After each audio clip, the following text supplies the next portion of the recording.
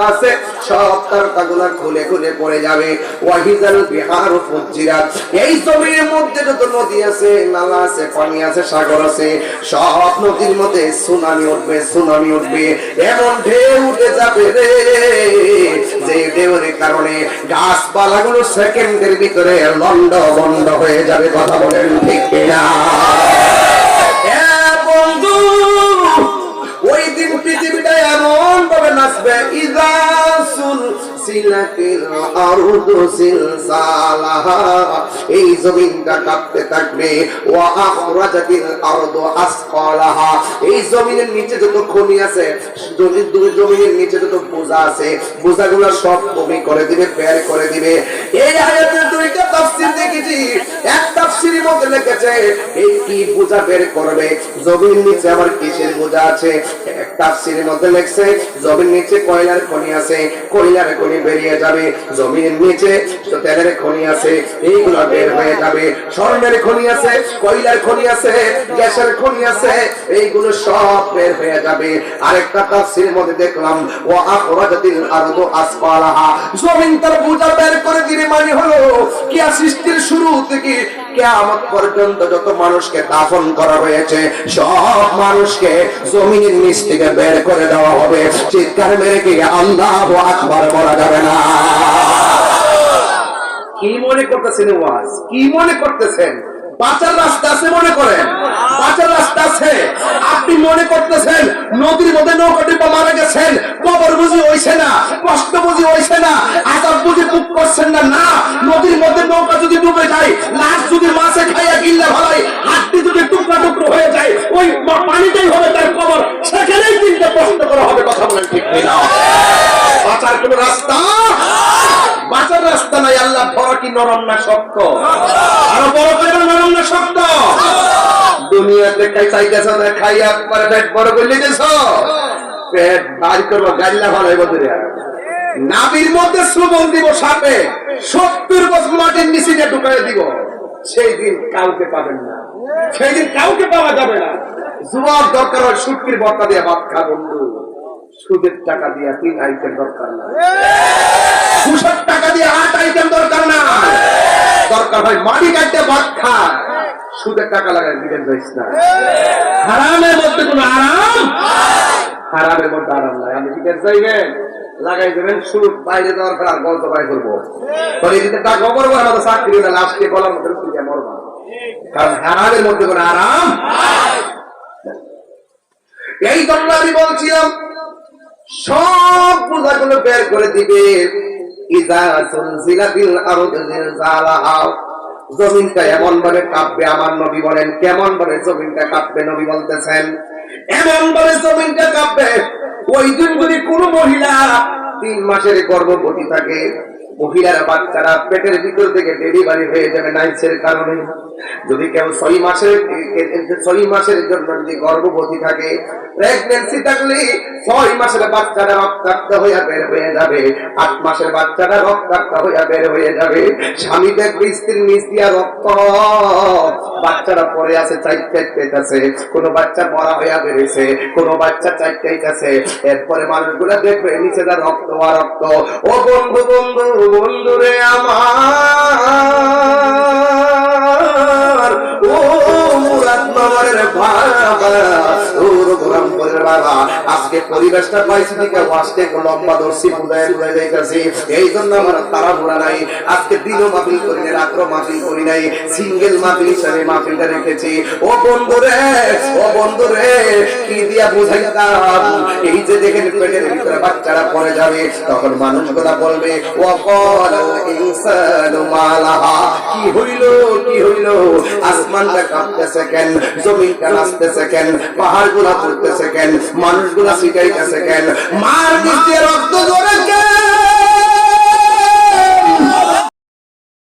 এদিকটা ঠিক আছে সভ্যভদ্র, আর এই দিকটা খুব গরম। মারহাবা গম, সবাই আওয়াজ করে 3 বার করে আল্লাহু আকবার, আল্লাহু আকবার, আল্লাহু আকবার। সবাই কি খুশি না বেজা?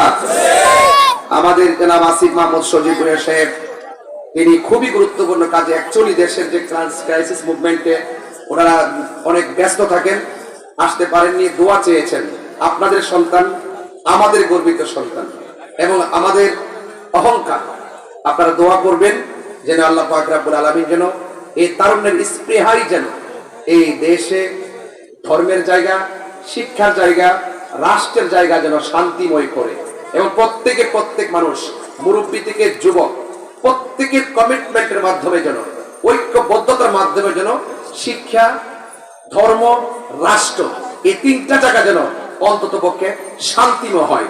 যেরকম আমিন, আরো বড় করে বলেন আমিন।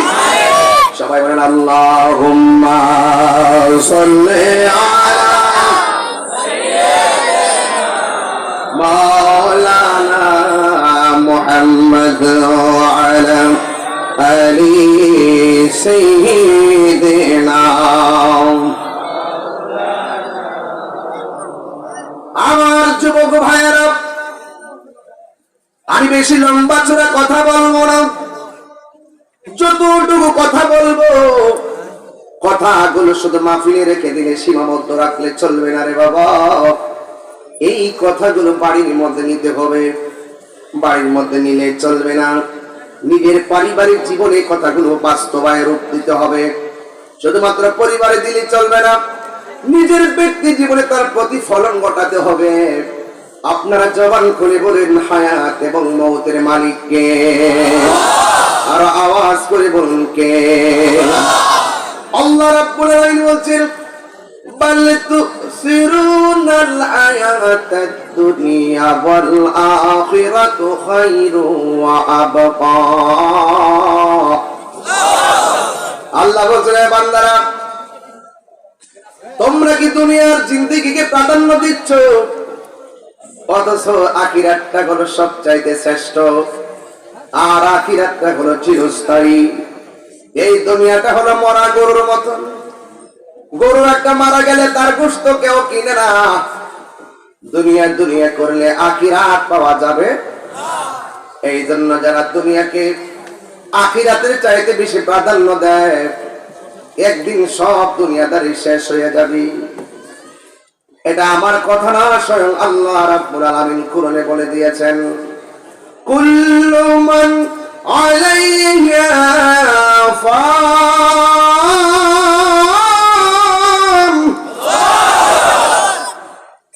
সব ধ্বংস হয়ে যাবে। যিনি ছিলেন, তিনি আছেন, তিনি থাকবেন। জবানটা খুলে বলুন তিনি কে? সেই আল্লাহ রাব্বুল আলামিন কোরআনে বলেছেন, এই পৃথিবীর মধ্যে যত মানুষ আছে সব ক্ষতিগ্রস্ত। দুই কোয়ালিটির মানুষগুলো ইহকালে লাভবান, পরকালে লাভবান। এর মধ্যে এক শ্রেণী হলো যারা ঈমানদার আর যারা নেক আমল করে। এই কোয়ালিটির মানুষ যারা হবে, এরাই হবে একমাত্র সফল কাম। এই জন্য আমার মুরাদনগরের বাবা, রঘুরামপুরের বন্ধু পায়ে হাত দিয়ে বলে দিয়ে যায়, এই দুনিয়াদারি চিরদিন থাকবে না গো। আজ থেকে 200 বছর আগে যে ঘরে মানুষ পড়ে আছে, এখনো মানুষ সেই ঘরেই পড়ে আছে। আজকে যদি আপনি মারা যান, 1500 বছর পরে যদি কিয়ামত হয়, 1500 বছর পর্যন্ত আপনার এই ঘরটাকে পরে থাকতে হবে। কবরের চিহ্নটা মানুষ ভুলে যাবে, হাড্ডিগুলো মাটির সঙ্গে গুঁড়া হয়ে যাবে, কেউ আপনার খবর নিবে না। পৃথিবীর মানুষ সুখের বেলায় দেখবেন মানুষের অভাব নাই, দুঃখের সময় দেখবেন পাশে কেউ নাই। কথা কোন ঠিক কিনা কোন? একটু অসুস্থ হয়ে দেখেন, হসপিটালে দেখেন, শুধুমাত্র ফেসবুকে লিখবে এমুক সাহেব আইসিইউর মধ্যে আছে গো। ফেসবুকে দেওয়ার পরে আর খুঁজে পাবেন না, সব বাদ দেন না। Amazing figure fighter and student যারা আছেন, আপনাদের মোবাইলের মধ্যে দেখবেন 5000 ফ্রেন্ড, আর ফ্রেন্ড রিকোয়েস্ট নেওয়া যায় না। কিন্তু দেখবেন একটা লেখা দিয়ে দেখেন মাত্র 12 জনের কমেন্টস করে। কথা বলেন না, অথচ আপনি ফেসবুকে ফ্রেন্ড লিস্টে তাকে রাখলেন 5000 ফ্রেন্ড, ফলোয়ার বানালেন 1.5 লক্ষ। একটা স্ট্যাটাস দিয়ে দেখেন 1.5 লক্ষ লোককে আপনি পাশে পাবেন না। এই জন্য দুনিয়ায় কেউ কাহার নয়।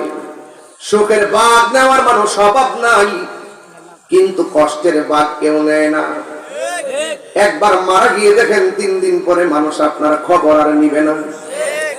আপনি মনে করবেন না আমি তাহিরি মাহফিল রেখেছি, 20 দিন আগে যদি আমি দুনিয়া থেকে চলে যেতাম, আমাকে ছাড়া আপনারা মাহফিল আমার জায়গায় আরেকজন ঢুকাইতেন। কথা কন ঠিক কি? কথা কন। আসিফ সাহেব খুব ব্যস্ত, আসতে পারে না। উনি ব্যস্ততায় চলে গেছে, ওনার পরিবর্তে একজন বক্তব্য দিয়েছে। কাজটা কিন্তু চলেছে। কাজটা চলে নাই? কাজটা চলে নাই? এই জন্য কাহার জন্য কোনো কাজ থেমে থাকে না, কোনো না কোনো ভাবে চলে। এইভাবে সিস্টেমে চলতে থাকবে। ও যুবকের দল, সুখের বন্ধু অনেকে হয়, দুঃখের ভাগ কেউ নেয় না। আহারে, আল্লাহ রাব্বুল আলামিন বলতেছেন এই দুনিয়াটা হলো তুচ্ছ, এই দুনিয়াটা নিকৃষ্ট, আখিরাতটা হলো শ্রেষ্ঠ, আখিরাতটা হলো চিরস্থায়ী। এই দুনিয়াটা আল্লাহ এত সুন্দর করে বানাইছে, একদিন এই পৃথিবীটা লন্ডভন্ড হয়ে যাবে। এই জমিনে বান্দা সেজদা দিবে কারে? আর জোরে বলেন কাকে? আল্লাহ ছাড়া কাউকে সেজদা দেওয়া যাবে না। কিন্তু এই জমিনটা লন্ডভন্ড হয়ে যাবে। এত সুন্দর আসমান আল্লাহ বানাইছে, এই সুন্দর আসমানটা শেষ হয়ে যাবে। আল্লাহ রাব্বুল আলামিন বলবেন হাসরের ময়দান যেদিন কায়েম হবে, আল্লাহকে যারা আল্লাহর সঙ্গে যারা নাফরমানি করবে, ইয়াউমা তুকাল্লাব, সেই দিন বান্দার চেহারাটাকে আমার আল্লাহ আগুন দিয়া একদম থেতলাইয়া ফেলাবে। আগুন দিয়া থেতলাইয়া ফেলাবে। এত সুন্দর চেহারা না? আল্লাহর সঙ্গে নাফরমানি করবেন, শুকরিয়া আদায় না করে যদি অহংকার করেন, আপনার চেহারা থেতলাইয়া হয়। হ্যাঁ, ইয়াকুলুনা ইয়া লাইতানা ওয়া আতা'না আল্লাহ ওয়া আতা'না আর-রাসূলা। সেই দিন কাফের বলবে হায় রে, যদি দুনিয়ায় থেকে আল্লাহর ইবাদত করতে পারতাম, যদি দুনিয়ায় থেকে নবীরে মানতে পারতাম, নবীর অনুসরণ করতাম, আতা'না আল্লাহ ওয়া আতা'না আর-রাসূলা, যদি আল্লাহর আনুগত্য করতে পারতাম, যদি নবীর অনুসরণ করতে পারতাম, আজকে হাসরের ময়দানে আমাদের চেহারাটা এমন ভাবে থেতলাইয়া যেত না। আপনারা জবান করে বলুন, আল্লাহর ধরা কি নরম না শক্ত? আর জোরে বলুন, আর বড় করে বলুন। আল্লাহ রাব্বুল আলামিন কোরআনে বলছেন ইন্না বাতশা রাব্বিকা লাশাদীদ ইন্নাহু হুয়া ইউবদিউ ওয়া ইউঈদ ওয়া হুয়াল গফুরুল ওয়াদুদ যুল আরশিল মাজিদ।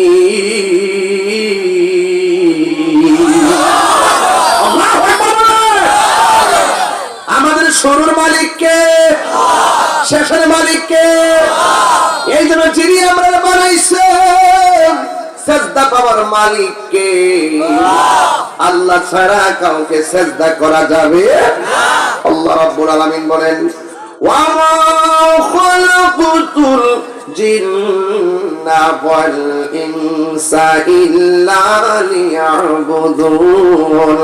ও পৃথিবীর মানুষ, আমি মানুষ এবং জিন জাতিকে সৃষ্টি করেছি একমাত্র আমি আল্লাহর গোলামি করার জন্য।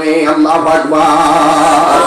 আমার মরণের কতদিন বাকি আমি জানিলাম না গো আল্লাহ, তো গ্রাম বাংলার মানুষ তো আমরা এগুলো পছন্দ করি, কথা বলেন ঠিক কিনা? আবার যখন দেখবেন কোন সিটিতে গেছি তখন এইগুলো আমি বলি না, এইগুলো সিটির মানুষ পছন্দ করে না। এই জন্য যেখানে যেটা ইসলামটা মানুষ যেখানে যেই রকম ইসলামটাকে প্রেজেন্টেশন করা দরকার সেই ভাব নিয়ে প্রেজেন্টেশন করতে পারলেই আপনার দিনটা সর্ব জায়গায় পরিস্ফুটিত হবে, কথা বলেন ঠিক কিনা? শুধুমাত্র স্ট্যান্ডার্ড দিয়ে হয় না, অনেক সময় গ্রাম বাংলার মানুষ গ্রাম বা গ্রামের ভাষায় কথা বুঝে কথা বলে ঠিক কিনা? এই জন্য যারা সিটিতে বসে কথা বলে, সিটিকে নিয়ে গ্রাম মাপা যাবে না, সিটিকে নিয়ে গ্রাম মাপা যাবে না। এই জন্য যেখানে যেই রকম দিনকে যার সামনে যেভাবে প্রেজেন্টেশন করা এভাবে প্রেজেন্টেশন করতে হবে, তাইলে মানুষ ইসলামকে সহজভাবে বুঝবে, কথা বলেন ঠিক কিনা? এই দেশে ইসলামের সাথে সুফিবাদের মাধ্যমে কথা বলেন ঠিক কিনা? এই দেশে মসজিদ হওয়ার আগে খানকা হয়েছে, কথা বলেন ঠিক কিনা? এই দেশে আল্লাহর ওলিদের মাধ্যমে ইসলাম এসেছে, কথা বলেন ঠিক কিনা? বলে বড় বড় কথা বলা চাও, কিন্তু ওলি আল্লাহরা কত কষ্ট করে ইসলামকে প্রতিষ্ঠিত করে দিয়েছেন, এগুলো ধারণা এই কলির যুগে করতে পারবেন না। অনলাইনের যুগে আছে বিনা কানেকশন মহব্বতের পাওয়ার বুঝবেন না, কথা বলতে কিনা? এখন তো হেলা হেলা বলে বলে কারামতি প্রকাশ করেন, আগে আল্লাহ ওলিরা ঘরে বসে থেকে মদিনা ওয়ালার সঙ্গে কানেকশন করেছে, কথা বলতে কিনা?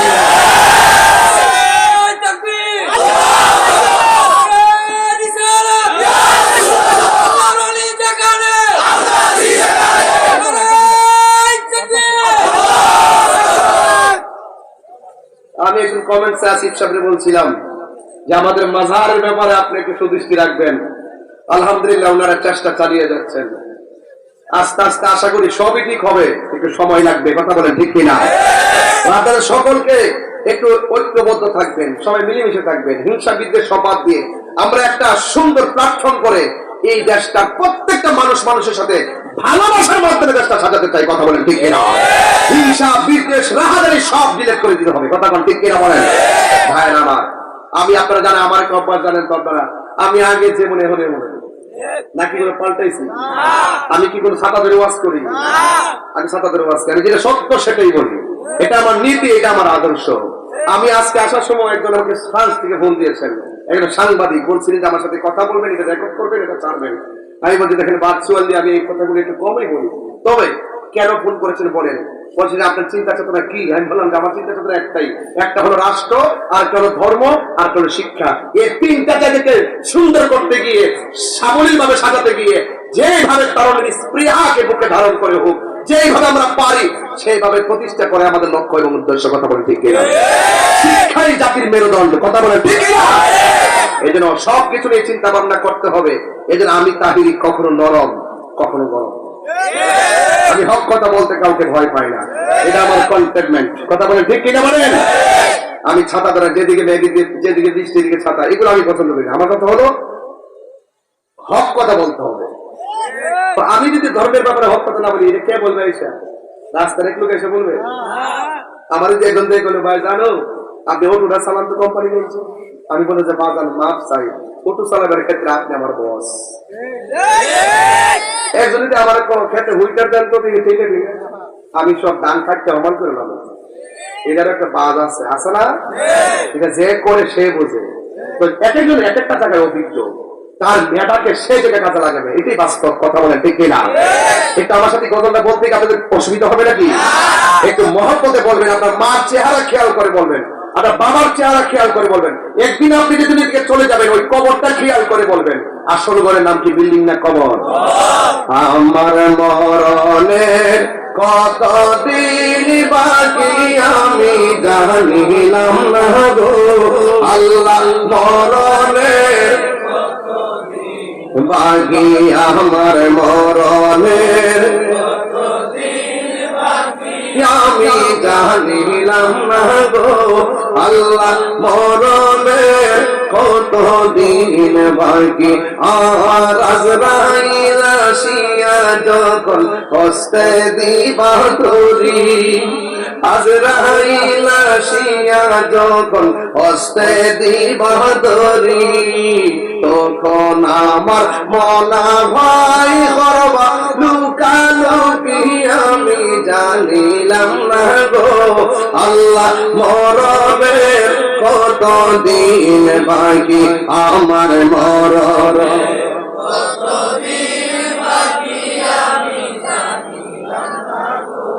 আল্লাহ কত দিন বাকি আর 40 দিনের আগে ভাইরে মৌতের নিশানি 40 দিনের আগে ভাইরে মৌতের নিশানি জমদূতে কাহিরানি চোখে আমি জানিলাম না গো আল্লাহ মরণের কত দিন বাকি আমার মরণের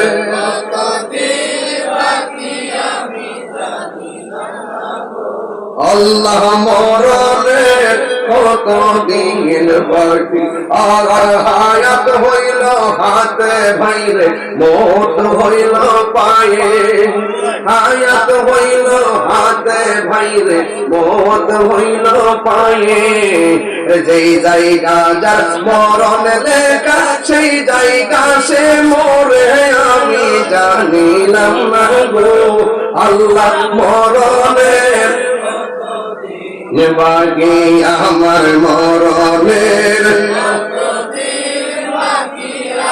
জানিলাম না গো আল্লাহ মরণের কত দিন বাকি আমার মরণের